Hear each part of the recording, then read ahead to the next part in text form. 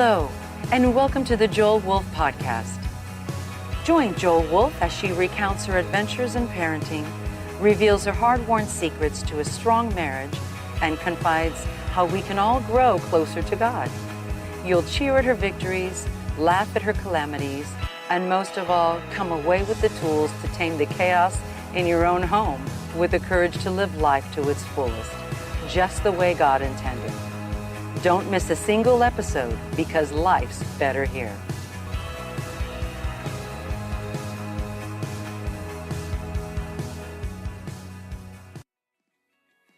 All right, we're going to get into this happy couple thing again. We've been doing this is our third week, and I just wanted to take a minute. We did a survey a couple weeks ago. Everybody remember filling out a survey?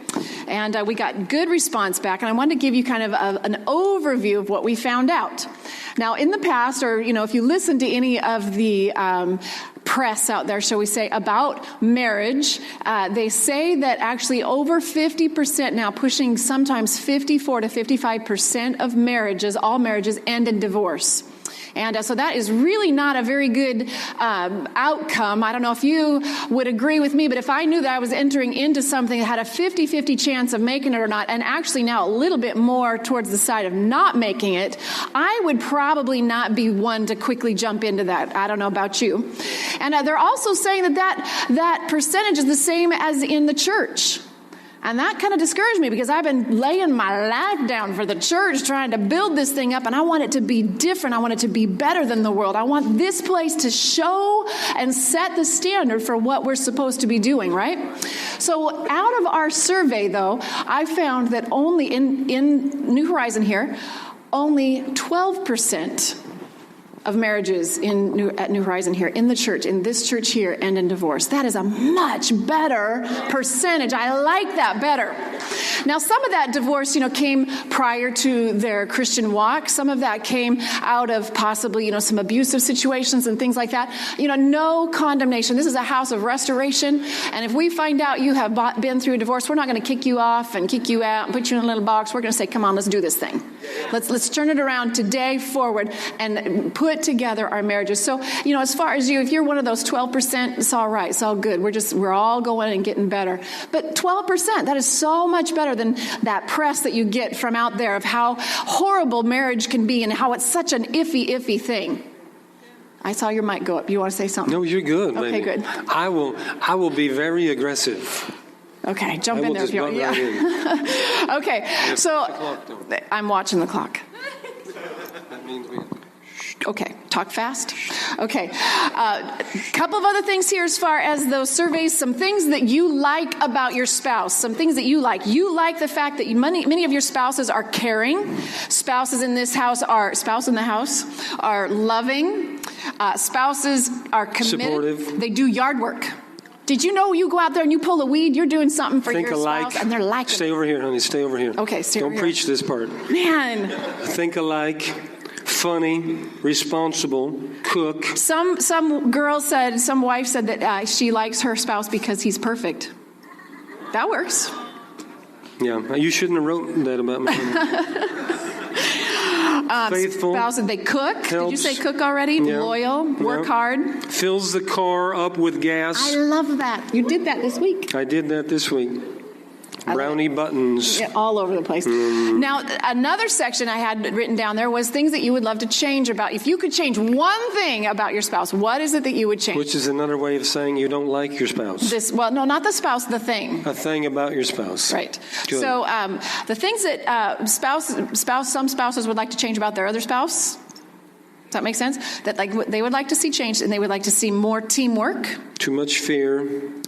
They would hope that their spouse would not hold grudges. Better self-esteem. Not be so bossy. Less stubborn. More patient. More spiritual. Stop blaming. Less emotional. Be more kinder. Get rid of the negativity. Respond when I speak to you. Yes, ma'am. More integrity. I want you taller. That was one of them. Yeah, that was one of them. Taller. Taller was one of them. Taller.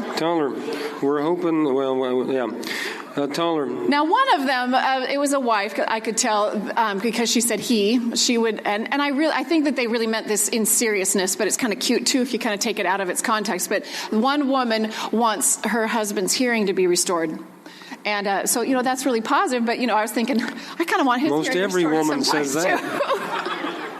So, hearing restored. Pardon? Listen, yeah? I knew you were going to do that. You were going to do that. I knew you were going to do that. Okay, so then another section of our survey talked about challenges in your marriage.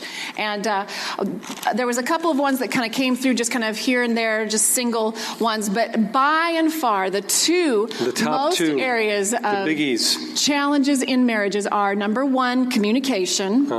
And number two was finance. Finance. Money. So today here, though, we're going to talk a little bit about communication. So everybody write on the top of your paper, communication.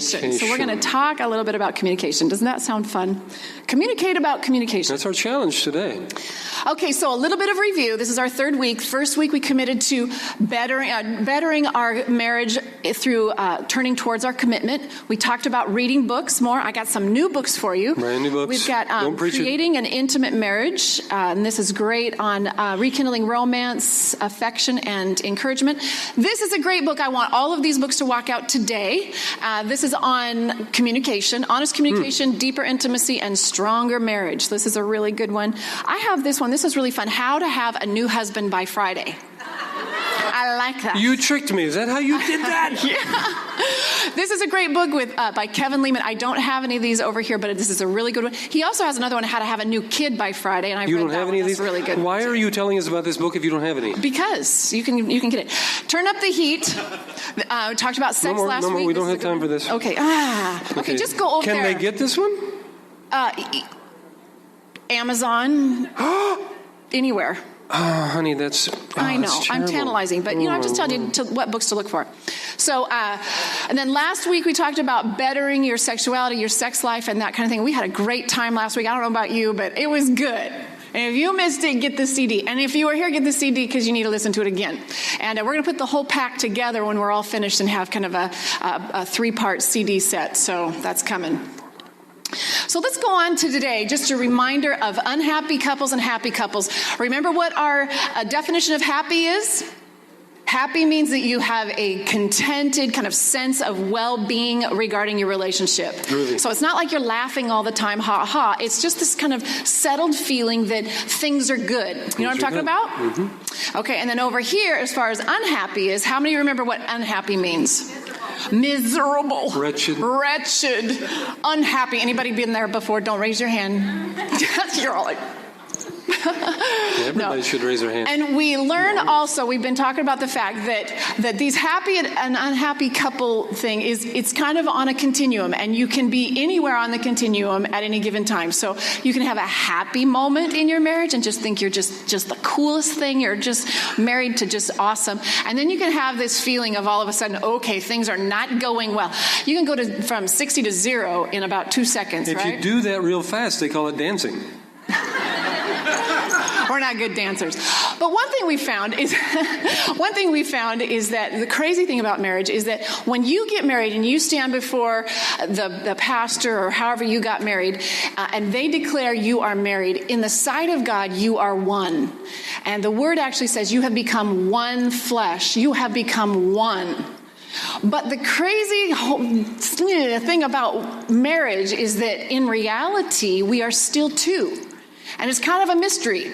God calls us one, and yet we are extremely different. Mm-hmm. How can you be one when you are two? Math doesn't work that way. So it's a mystery. God puts these two together to be one, and he never puts two that are the same.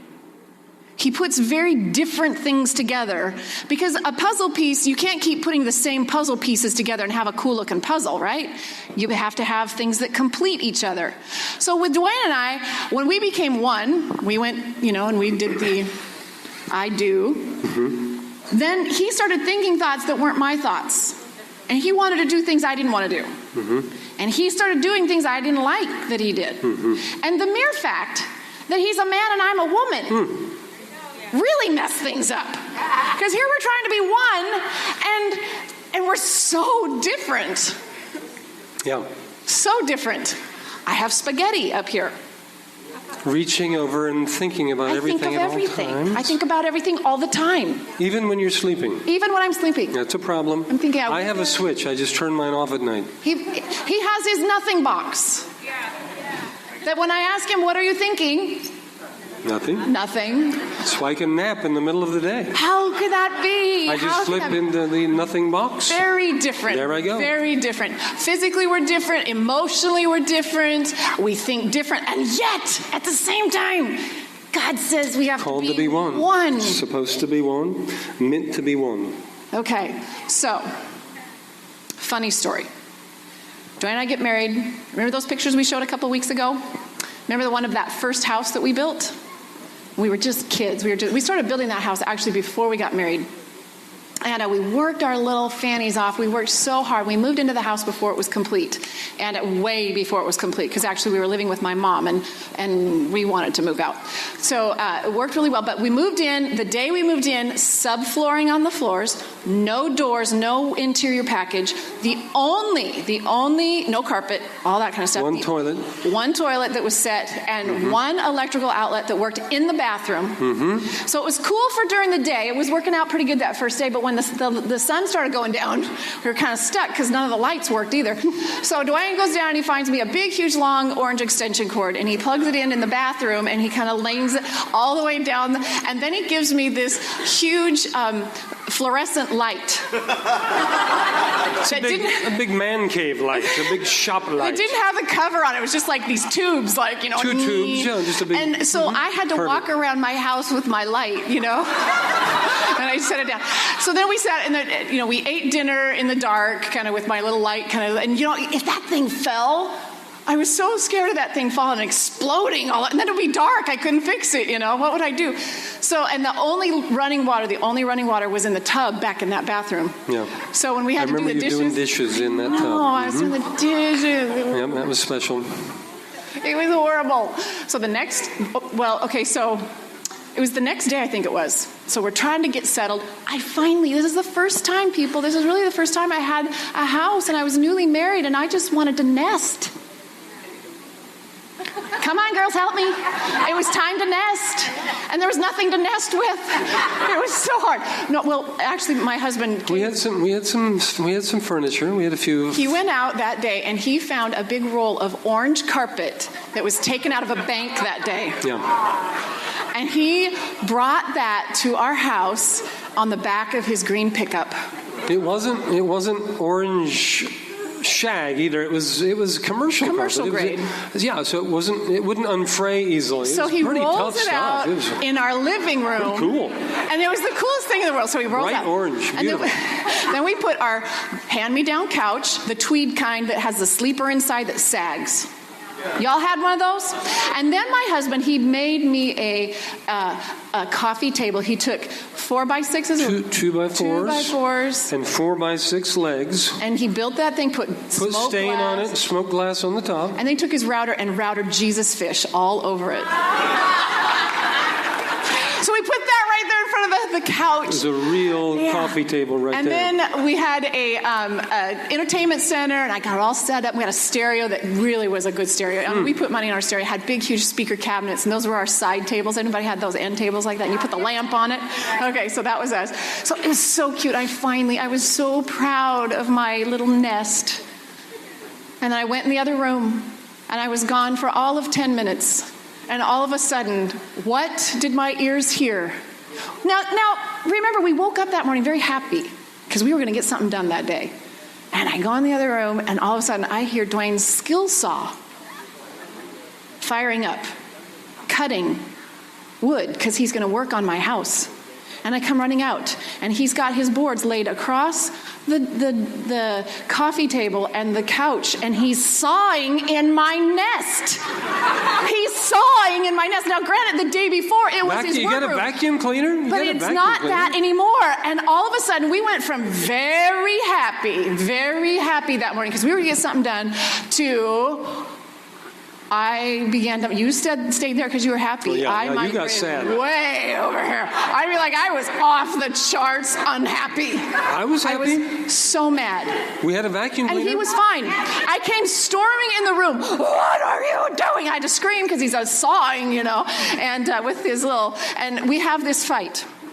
And we get down to it because I had different thoughts than he did.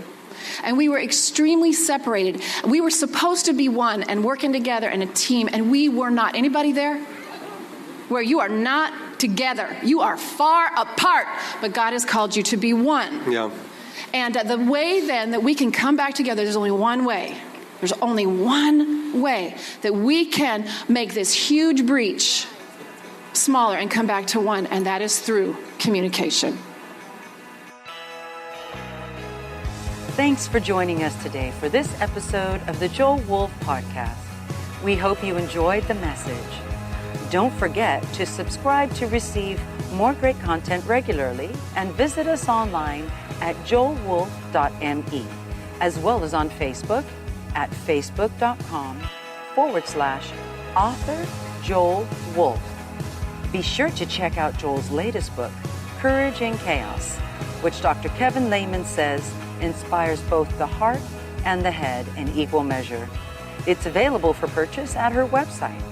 Thanks again for listening, and until next time, have a great day.